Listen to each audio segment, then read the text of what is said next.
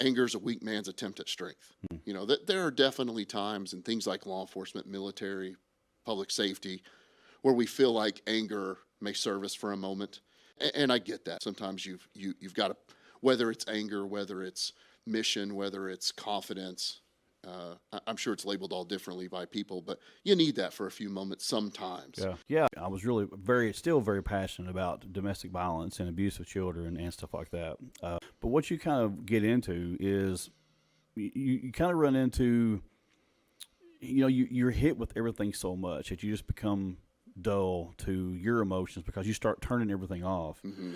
And then all you see is the bad thing, the bad part of humanity. Mm-hmm. And you start disconnecting with, you know, your emotion of just being human and just being. So one thing that I learned was the treatment for drug abuse and addiction is no different than trauma and PTSD, how it's treated. Mm-hmm.